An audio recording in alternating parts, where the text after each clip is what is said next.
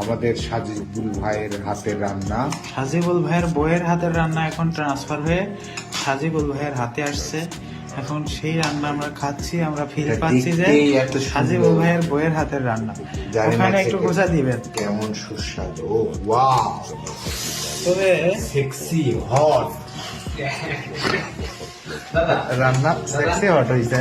খাম খেয়াল একটা স্বাদ হইব মনে হচ্ছে। চলতেছে আজকের স্যাটারডে। নাইম ইসলাম, সিরাজগঞ্জের সৈর